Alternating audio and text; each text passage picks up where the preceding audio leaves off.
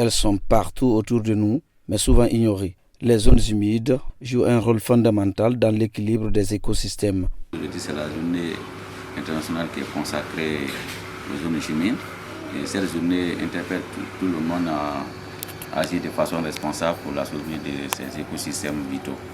Alors, pour retenir tout simplement, il faut savoir que les zones humides sont des espaces naturels dont l'eau est l'élément clé qui détermine la vie des espèces animales et végétales qui vivent dans ces milieux. Et de l'autre côté, la convention sur les zones humides qu'on appelle convention de Ramsar, qui a été adoptée en 1971 en Iran et dans la ville de Ramsar.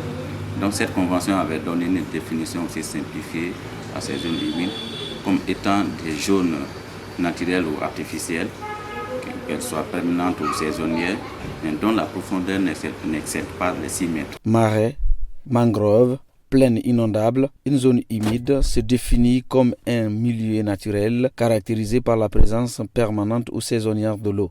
Des écosystèmes fragiles mais essentiels à la vie. Et on peut citer quelques exemples de ces zones humides. Si vous prenez par exemple le détroit de Concouré, l'AMP de Capacès aussi, et l'AMP de Trissao et l'essai de Mélapori. Voilà les zones qui sont élisées en site de Ramsar en Guinée, dont la Guinée est un pays signataire à cette convention. Les zones humides régulent le cycle de l'eau, limitent les inondations et abritent une biodiversité exceptionnelle. Elles constituent également une source de revenus et de sécurité alimentaire pour les milliers de familles. Les zones humides ont une importance écologique. Vous savez, la plupart des biodiversités y vivent dans cet écosystème. Et c'est aussi une nourricerie pour les poissons. C'est des sites clés aussi pour les oiseaux migrateurs.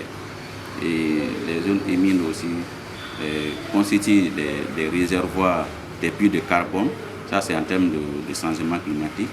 Et ils contiennent, ou bien ils arrivent à contenir les inondations.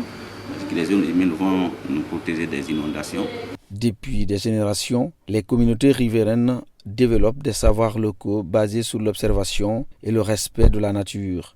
Des pratiques ancestrales qui contribuent encore aujourd'hui à la conservation durable de ces milieux. Vous savez, cette année, le thème fait lien aux savoirs locaux, savoirs traditionnels, qui contribuent à la conservation de ces zones humides.